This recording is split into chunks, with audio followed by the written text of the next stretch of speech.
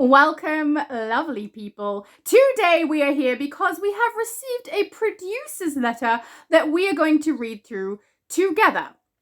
I have already read through this on Multiverses Live, but I want to read it through with you guys and we can have a little bit of a chat about what this means. Because it does mean some fun things. So, let's read through it. Heroes and villains. What a journey it's been so far. Since our last producer's letter in December of 2024, we've released the first chapter of Light and Rain story arc, Day of Reckoning, which introduced a fresh approach to storytelling in DC Universe Online. I don't agree that this is a fresh perspective to storytelling. I feel like this is something that has been done in DC more than once, where the storyline progresses over multiple episodes. That has been done in DC before. Not only that, but the very long extended storyline playthrough at the beginning that we have to complete before we can play through the episode normally is something that happened in Doomed Metropolis also. So I don't think this is a fresh approach to the storytelling in DC Universe Online at all. If anything, it's perhaps remaking some old mistakes, in my opinion. Let's keep reading. From that launch alone, we've made countless discoveries, sparking new ideas and identifying areas for improvement throughout the game. Day of Reckoning was just the tip of the iceberg, and we can't wait to hear what you think as we dive even deeper into the evolving Light and Rain narrative. I mean, I don't find the initial reaction that the majority of people had on DC for the first Light and Rain chapter, story arc, whatever. It's an episode, right? I don't feel like that was something that people were really excited about. And so, I mean, it is a little more promising with some of the information we're going to receive here about the newest episode, because it looks like there will be some familiar characters this time. But we'll talk about that when we get to it. I do think they talk very highly about the Light and Rain narrative that they are presenting to us, a little bit higher than perhaps they should with the reaction we've had to the first release for that narrative. Again, only my own opinion. Let's keep reading. Since we last spoke, we've rolled out numerous quality of life improvements and upgrades, including the recent 64-bit client, the all-new event system, annual campaign events, elite R&D recipes, renown system enhancements, cross-faction leagues, a newcomer-friendly casual mode for over 50 instances, elite henchmen with unique power set abilities, mailing in-game cash to your alts, something I did not know had happened, and that's not all. While these updates have been consistently delivered, we know they are not perfect. As we continue to monitor how these features perform, our focus remains on refining them to be both enjoyable and practical from a player's perspective. So, a few of these items they've listed here as quality of life changes, I completely agree with. I do find that the newcomer-friendly casual mode has been something that people have enjoyed. It hasn't had a large impact to me personally, since obviously my characters have been leveled, but new players to the game have enjoyed the fact that they are able to access more than they would have been able to in the past.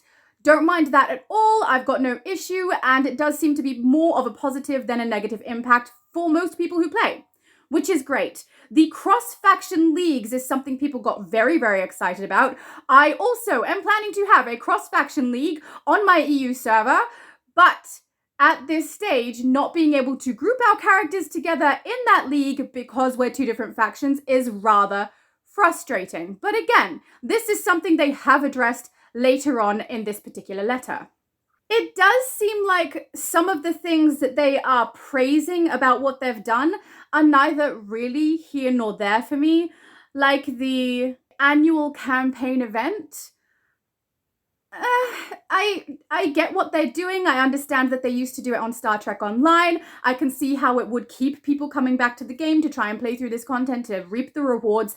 I understand, but it hasn't really changed the way that I play in any way. It's not that big level of excitement or anything for me. It does have rewards that I find enticing, particularly the Wolfpack token, very, very enticing. Also the shaded comic material, very, very enticing. But at the same time, they were being provided to us through the game in other ways previously.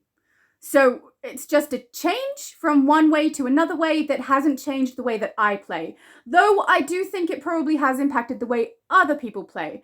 Other people do not necessarily play as consistently or often as I do, and this might be something that they find fun or enticing or interesting, and also gives them a goal they know is coming, which for a lot of people, that shaded comic material is something they want.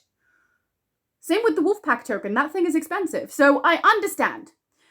But yeah, some of these, like the elite R&D recipes, I don't find that very exciting. They're really easy to get, really easy to craft, and we could have just had furniture drops anyway. I don't know. Maybe I'm missing something on that front. Maybe other people find that really fun and exciting. It's just not me.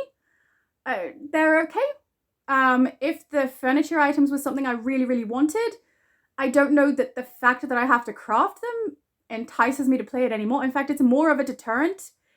I shouldn't say that. I'm not deterred from playing to get the items I want.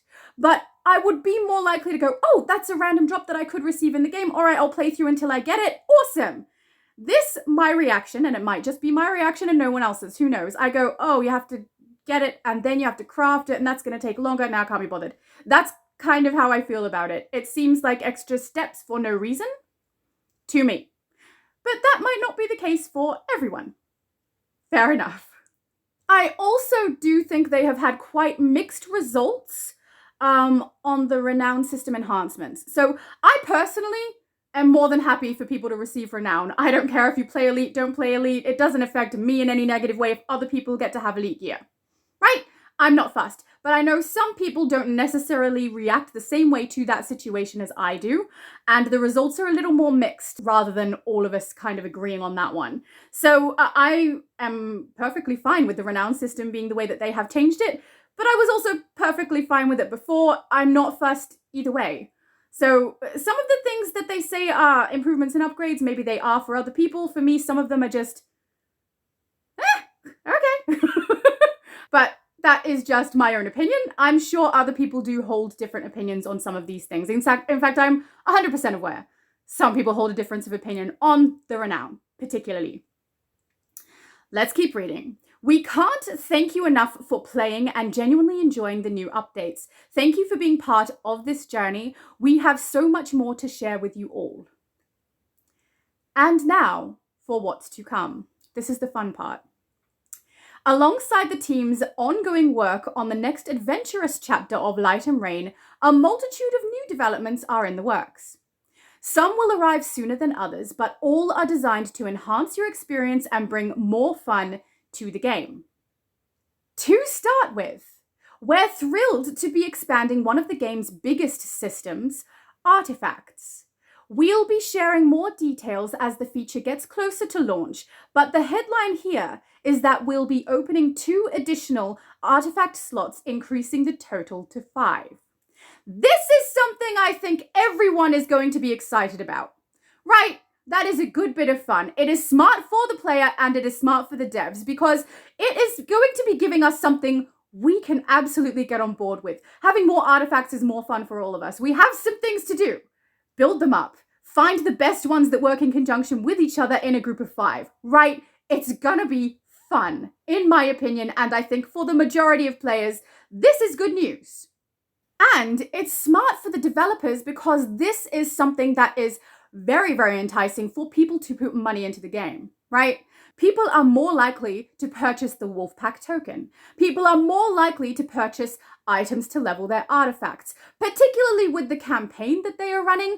One of the items is an artifact leveling pack. People may go for that now. I don't know. I would find it really bizarre if people went for that over the shaded comic and the Wolfpack token, considering the price of the Wolfpack token. But I feel like this is smart of the devs to do because they are doing something that does give them likely monetary gain, which seems to be what they want. But at the same time, they're making us happy, right? They're picking something we love. They're picking something fun for us to do. This is something most of us will get behind. And it has really opened up the game to an entirely new aspect for me, because now I will be reworking a bunch of artifacts, and I have a lot of characters. Okay, I play everywhere. Many, many characters, which will need many, many artifacts. So, very excited about that. It's going to be fun. I'm really happy to see the developers are doing something that benefits us, even though it benefits them, right? This is something I think everyone is going to want and enjoy. There's only one thing I can really think of that I have a big concern for this, which is people who have purchased artifacts, then utilized those fully leveled artifacts to feed other artifacts, now can no longer purchase those artifacts from Constantine. I'm hoping that means the developers are going to open up some way for people to be able to access those artifacts from the vendor again. Because otherwise, it's forcing people to purchase from the marketplace for the artifacts because of something they did when they were unaware of the fact that they might be able to use them. And that feels like a little bit of sticky tricky to me, you know, a little bit of, we're going to benefit from this, but it's not good for the players. And I don't really appreciate that kind of mentality. Not that that's necessarily the mentality they're coming at it with, but if they don't allow people access to the artifacts who have previously spent them to feed other artifacts because of a new system that's coming out, it's going to feel like a little bit of sticky tricky, right?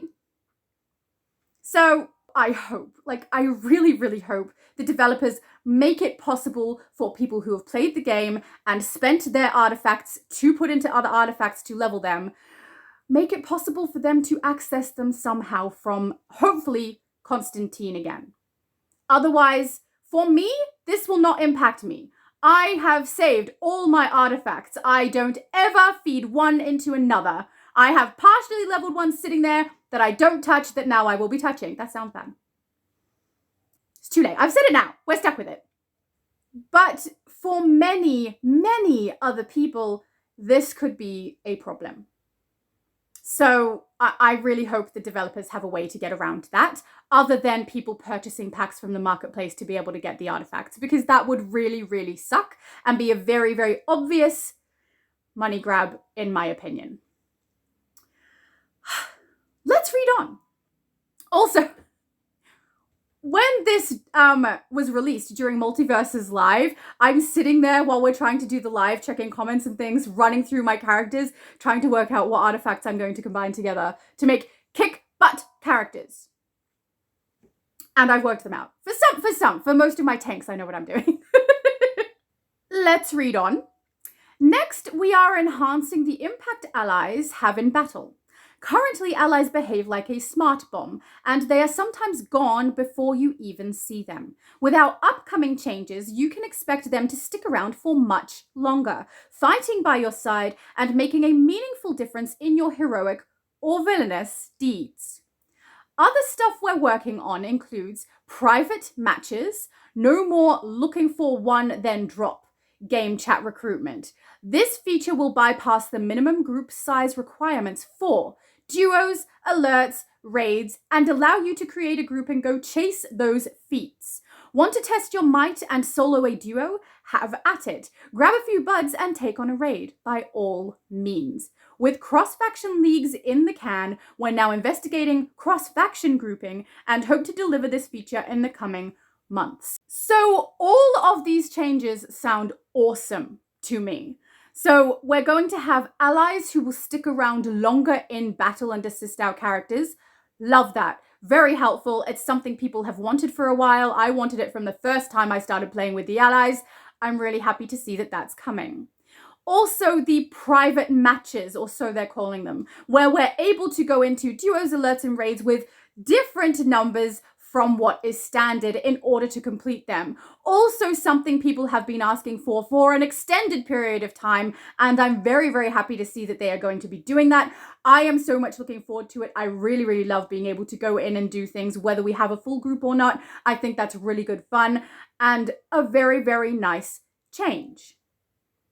The cross-faction leagues that they have recently given us have been kind of an annoyance to me in the fact that they gave us that without giving us cross-faction grouping first or at the same time, because it makes the league almost pointless, right? Because the point of the league is so that we can all group together and get things completed for the sake of all of us. The only benefit we have at the moment from having a cross-faction league is the prestige and the opportunity to potentially ask your teammates from your league if they can swap to other toons or have the toons to help group with you, potentially swapping to a villain if needed, swapping to a hero if needed, right? But being able to group together seems like something that's going to be much, much more practical, and I can't wait for that change because, honestly, I want it so much. Let's read on. Broker overhaul. We know this experience needs some love and we're on it. Expect longer consignment periods. Think weeks, not days, and far better messaging where this feature goes live. When this feature goes live. I am curious about this one because I always thought the fact that you're putting down an amount and there's a very short period of time where it's available to the purchaser is kind of frustrating in that you kind of have to pick your day so that you have it available when the majority of players will be on, which is annoying in that some people can't get on specifically to be able to put their items up at the broker at the time where it's going to sell. They have limited time they can play. Extending this to weeks instead of days is a very practical change. My thought had always been they shouldn't be making us pay to put items in the broker if it's going to be in there for such a short time and some of us can't get in game to do it on the days where it's going to sell, and we just have to put up with the fact that these are the days where we're available to play, so that's when it has to go in. This is also a good fix. So my fix was that no charge for putting things in the broker, because that saves us all a bit of money and doesn't make it a risk to put it out any particular day. But giving us weeks to have it out, I think is actually probably a better solution than the one I was having, because it guarantees that anyone who might want to purchase it, no matter what day of the week they play, will be able to see that item available and potentially purchase if they like. Battlefield collision improvements are on the horizon. It's annoying at a minimum, but can also lead to defeat when your character is hung up on your henchmen, pets, etc. We're going to improve how your character collides with these entities. I'm very, very happy to hear about this one. I tank. I play damage most of the time, but short of that, I tank. Tanking where a whole bunch of henchmen are blocking my character in place is exceedingly frustrating. It makes it difficult to play my character on some occasions. I know that for the majority of them, I can usually jump my way out of it, but not always. And I have been caught there for a period of time and unable to tank effectively because of them. Not only that, but I have experienced exactly what they're saying here. When I am not tanking, I have had my character get stuck between henchmen and pets and been unable to move, thus being hit by whatever loadout the enemy was bringing to me and knocking my character out. On occasion, people have been able to pick me up from that sort of thing, but there have been experiences also where I've been knocked out because of that particular situation and have not been able to be risen. It's very annoying. So I'm really glad to see that they are actually going to address that. That's awesome. Additionally, improvements to the knockout revive system are being planned. I've been in way too many groups that have failed to take down bosses due to chain knockouts as we attempt to revive one another. We don't have too many details to share just yet, but rest assured that we're going to make this system more engaging and forgiving.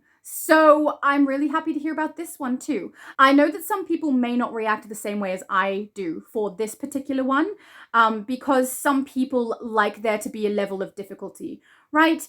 But I feel this game is something I play for fun. I want it to be fun. If people get knocked out, I want to be able to pick them up.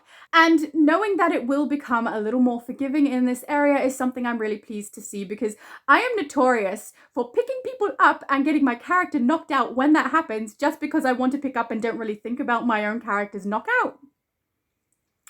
So this feels like a change just for me. Let's read on. There's even more to come in terms of upgrades and enhancements, and many of these will take shape in the coming months. That said, we wanted to take a moment to highlight something special: our growing engagement with the community. A thriving game owes much to its players, and we're excited to formally introduce Volterra, our new community manager for DC Universe Online. While her name may already be familiar from the forums and Discord, it's never too late to make a formal introduction. With Volterra on board, you can look forward to more community events with special rewards, the return of live streams, and the launch of new and expanded volunteer programs in the near future. Be sure to give her a warm welcome and stay tuned for more community-focused updates. So I already know who Volterra is, and if you entered the Superman style competition on Discord, you probably also already know who Volterra is. She seems really lovely, so I think she's a really good choice for their community manager. I am also very curious about the expanded volunteer programs that they're going to have available. Obviously, they haven't given us a lot of information. I'm sure that's something that will come further down the track. So I guess we'll see what happens with those. As it does say, stay tuned for more community-focused updates. So I guess we'll find out on a later date. Now we have Light and Rain, Chapter 2. Now back to the topic on everyone's mind. I just want to say, I said this on Multiverses Live too. This is not the topic on my mind. I don't think this is the topic on anybody's mind. After they heard they're going to be able to have 5 artifacts, I think that is the topic on everyone's mind. Not this. But that's fine. You may be wondering at this point, with how Day of Reckoning concluded, where do we go from here? No, wasn't wondering, not at all, no. Well, the short answer is, we're going to Mogo. Awesome! You may have seen our latest story blog. I will link below my video of the story blog in case anyone has missed it. They're not my favorite. You may have seen our latest story blog released on April 23rd, featuring some familiar DC iconics. Thank goodness, such as Jon Stewart, Kilowog, Hal Jordan, and Carol Ferris. If you haven't already, we highly recommend keeping an eye on these blogs as they begin to set the stage for the next big adventure, which is coming soon, late May. I don't want to. I will pay attention to the blogs, and I will continue to bring the blogs to you, but I still dislike them. If I'm playing a game, I've said this many times before, I'll try to keep it brief. I am a reader. I love to read. But when I go to play a video game, I am not trying to read. I am trying to play a video game. And I firmly think that any game that puts the storyline to go with the gameplay elsewhere and not in the game, I think that is a mistake. I think if you're going to have a storyline that you want given to the players, put it in the game where the players are playing the game. Don't put it on a random website elsewhere where people may not even know that it exists. I also don't really like the delivery of this information as just text to read. I would prefer it to be something they put in the narrative of the gameplay. I understand that they are trying to most likely save money with it, but at least put the text that we have to read anyway to know the storyline of your game in the game. Like in your greeting message at the start, have a little pop-up that we can choose to read that says Blog 1 for Light and Rain Part 2. And then people can choose to read or not to read, but at least they are aware of its existence, and at least it's in the game they're playing and not over on a website. I don't like it. It's supposed to be something that is garnering our interest so that we want to know the next episode, and at least for me, it's not happening. I find it annoying more than interesting. That is, I don't know if everyone's going to agree on that, but in my opinion, that's what it's doing to me. It's deterring me more so than making me want to find out anything about this new episode. Actually, the information they've given us here is more interesting, right? That they're telling us that they've got Jon Stewart, Kilowog, Hal Jordan, Carol Ferris, and Mogo. That's great. That's the information I needed. Awesome to know that's coming. I didn't need your blog. Let's read on. That's a wrap for this producer's letter. Whether it's new features, quality of life improvements, or updates for the next chapter, we can't wait to share all the exciting details with you as we get closer to each release. As always, thank you for being a part of this incredible journey we call home. See you in the next one. Andre Emerson, executive producer. I find this statement a little odd. Thank you for being part of this incredible journey we call home? You call DC Universe Online home? Veteran players who've been playing since the game release don't call DC home. I don't understand this statement. As always, I am going to provide you the link to this particular letter so that you guys can go and have a look for yourself. They have provided us with images. They look like an open world image. I'm not sure about the other one. Maybe a load-in, maybe open world, not sure. And then a little bit of an enhancement to Saint Walker, which I'm very excited about because it's nice to see a character I recognize. Because I was getting a little bit disheartened by the fact that the two characters that they had as the main characters from the last episode were both ones I don't recognize nor care about very much. And the two other characters that they kind of baited us into it with, or attempted to bait us into it with, were both characters I also didn't care about, wasn't really given the chance to care about them, and both of them ended up dead. So this is an improvement. All in all, I would say that this has more positives for the player than negatives. It does seem to be that they are trying to give us things that we would actually like to be in the game, which is really, really nice. And I do very much appreciate that. And at the same time, they're doing something very smart by giving us something that we all either want or will really enjoy since we're being given it, which is the 5 artifact option. And it's not only smart that they're doing that for us, but it's smart that they're doing that for them. That is a good way to monetize yourselves. That is a good way to try to get our money by giving us something we want to pay for, right?